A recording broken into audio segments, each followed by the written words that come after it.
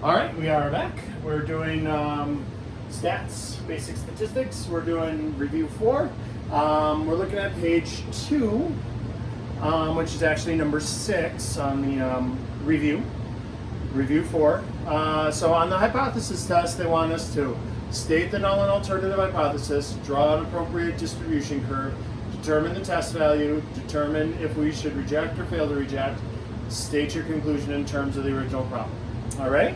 So same as what we did before. So number 6, we've got the null and the alternative hypothesis. Nationwide graduates entering the actuarial field earn $40,000. A college placement officer feels this number is low. She surveys 36 grads in the actuarial field and finds the average salary to be $41,000. The population standard deviation of 3,000. Can her claim be supported at a 5% significance level? And then it even tells us use the alternative hypothesis. So they even give you as greater than 40,000. So there's no question. Some students might interpret that as, oh, just 40,000 or not 40,000, where they would have used a not equal to. But since they put that right in the problem, you already have basically half of this answer given to you. The other one is equal to 40,000. All right. Letter B, draw the curve. It's a one-tailed test at 5%, so on the top end. And we look up our critical value. We have to decide before we look up our critical value, is this a Z or is it a T? The population standard deviation is 3,000 and the sample size was 36, which is bigger than 30. So we click those two boxes, which means we get to use Z. So Z is for 5%, 1.645. That's the cutoff. So if it's above that in the shaded area, we reject the null. If it's in the unshaded area, we fail to reject the null. Let's take a look at C now. Find your statistic. That is going to utilize this Z-score. So we put in 41,000. That was what you got for X bar. 40,000 is the population currently mean.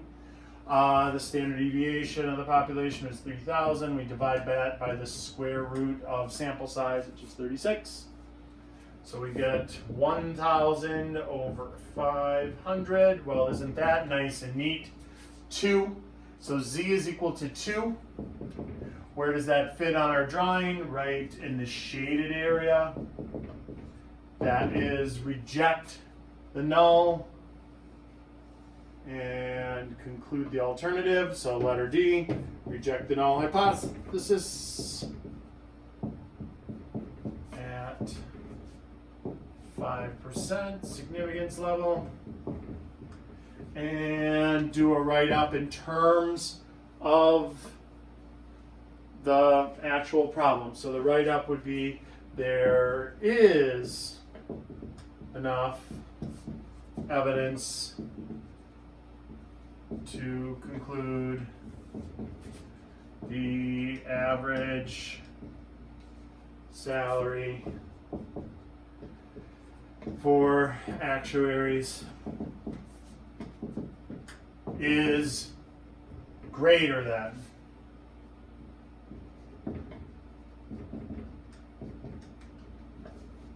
$40,000. Now be careful. Again, I warn everybody about this all the time. It's the big mistake that I've seen over my career of teaching statistics is students accidentally make their conclusion where they work in this 41,000. They say is now 41,000. It's no longer 40,000. That's not what we're doing here. We that's only a sample of 36. This was based on an entire population. So all we know is it's likely bigger than 40,000, and we'd have to do a lot more research to find out to change the actual population mean. All right, the mu. Okay, on to the next one. This one, you do have to use Excel a little bit. So let's put that down. I'm gonna grab a new marker too. So the thing that we do with Excel though is what we did from previous chapters, where you're just going to use Excel to find the mean and the standard deviation. Oh wait, no, never mind that. We don't even need the mean, we just need the standard deviation. So this one is a chi-square. I don't think that one made it to the test. All right. So let's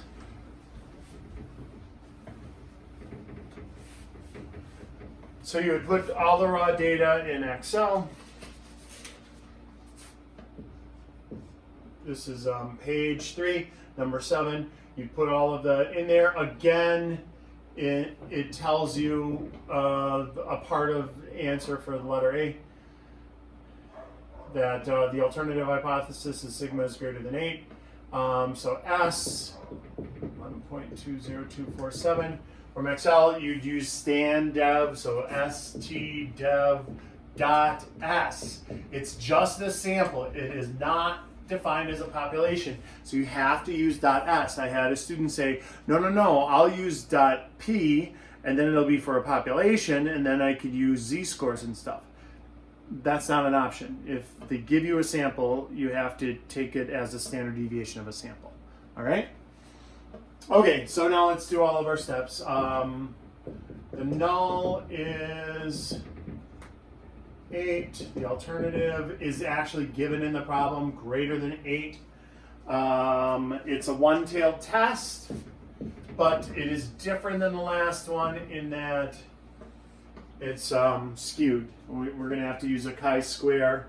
So the chi-square statistic for the critical value for chi-square would be 0.064 shaded, and we're still talking just 10%, but on the chi-square is weird. Let's look at that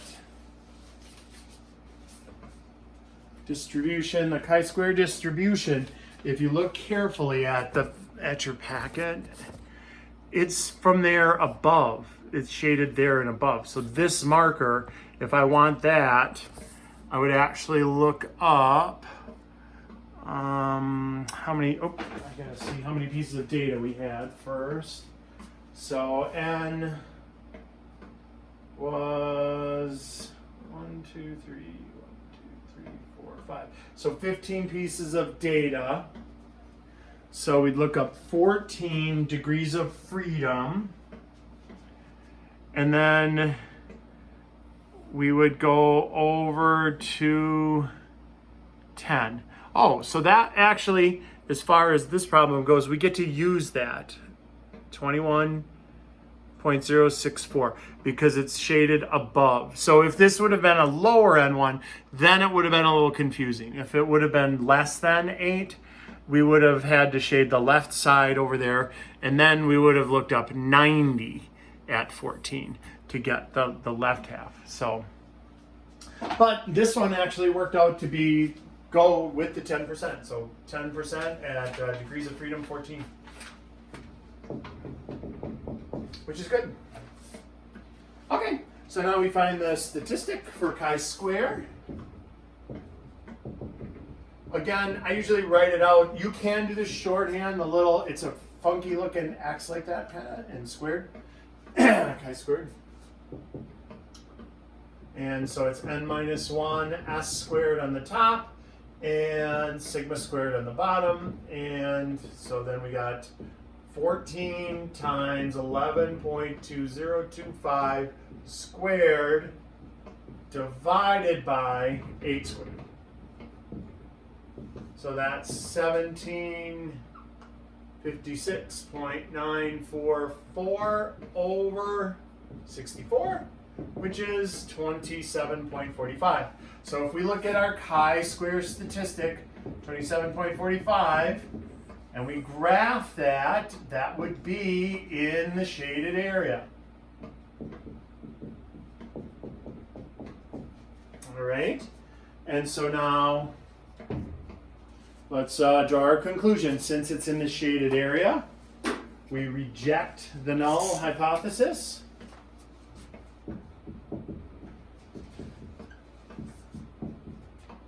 At the 10% significance level. And then letter E. There is enough evidence to conclude the claim that the standard deviation using outpatient surgery is greater than 8 days. We rejected the null, concluded the alternative, so there is evidence, is enough evidence to conclude the standard deviation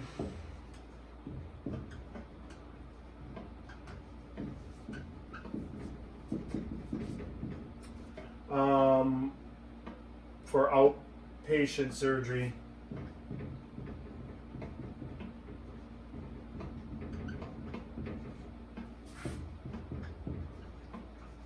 is greater than 8.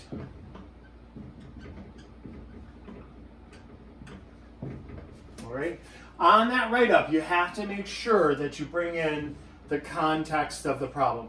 Don't just rewrite this. I've had students just say enough evidence and then do sigma greater than 8, and you're going to lose the points for that. The points are for writing it up in the context of the problem, like actually using the math to talk to like regular people, you know, give them a regular answer. All right, where are we? Okay, we could do one more. We'll do page 4. That's number 8, where we're going to actually compare two different population means.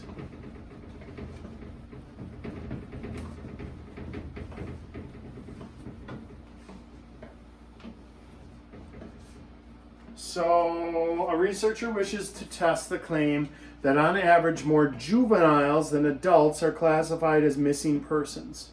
Records for the last 5 years are shown at 10% significance level. Is there enough evidence to support the claim? All right, so we're not gonna have the standard deviations here for juveniles and for adults. 65, 513, 65, 934. So we 64, 213, 61, 954, and 59, 167. So we put those into Excel and have it find my standard deviation and my mean. I mean, the mean would be tedious. You'd have to add them up and divide by 5. But you put them into Excel, that'll do it super quick. And we're going to need the standard deviation anyway. So what I did on the actual packet, on the worked out packet, instead of S1 and S2, I did S sub J. So the standard deviation for juveniles, according to Excel, was 2808.314. And the X bar for sub J, juveniles, is going to be 63,356.2. All right, and then for adults, we had 31,364. We had 34,478. We had 36,937. We had 35. 946, and we had 38,209. Now, clearly, this looks like it's going to be a slam dunk. So, for adults, it was 2631.039, and for for the average for adults. So little sub A instead of sub 1 and sub 2, I used sub J and sub A. So juveniles and adults. If you want to use 1 and 2, go right ahead. It's fine. You can just identify them as population 1, population 2. That's fine too. 35,386.8. So let's take a look. Yep, the null hypothesis, the alternative hypothesis. Again, if you want to just default back into 1s and 2s, that's fine. And so we're saying that juveniles are greater than adults. If you want a little J there and a little A there, also fine. Yeah, I've seen that done also. It's easier to maybe read the data. You don't have to go back and say which one is which. So we're going to use a T statistic on this. And so it's a one-tailed test at the 10% significance level. And so the critical value, when we look up the critical value, we're going to use the same table that we use for the z-scores, but we're going to use T, and 5, we're going to use degrees of freedom 4. So if you go degrees of freedom 4, 10%, one-tailed, it should kick out 1.533.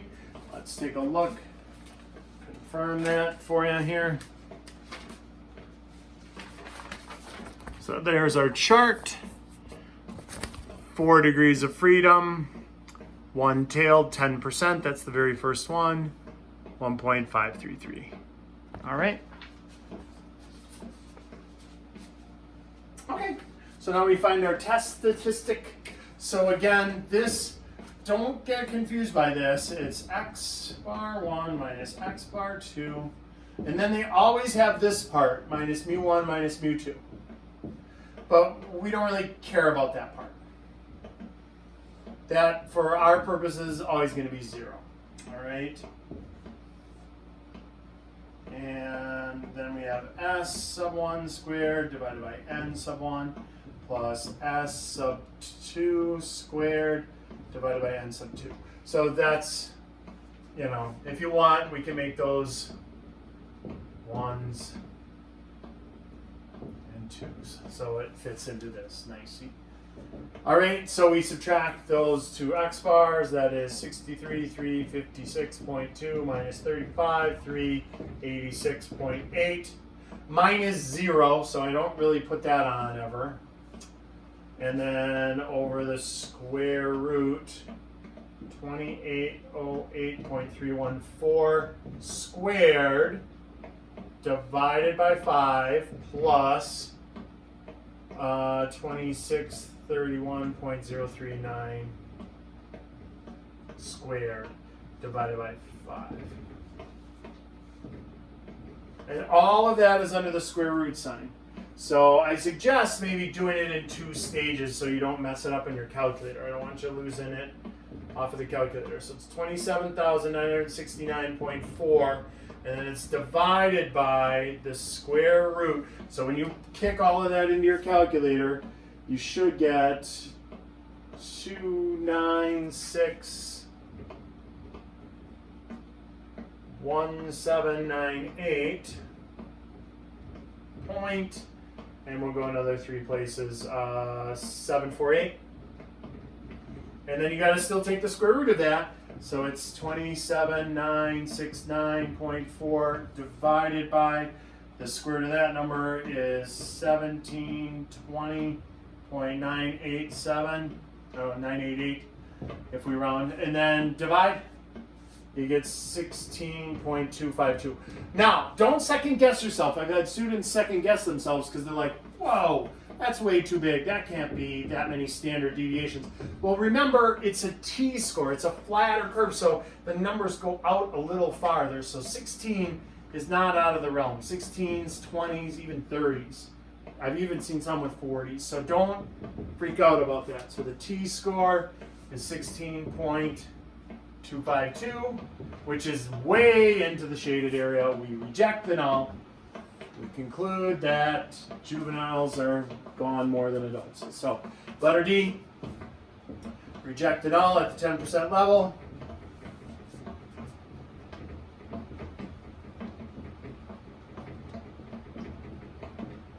And letter E, there is enough evidence to conclude the mean average of missing juveniles is greater than the mean average of missing adults. So there is enough evidence to conclude the mean average of missing juveniles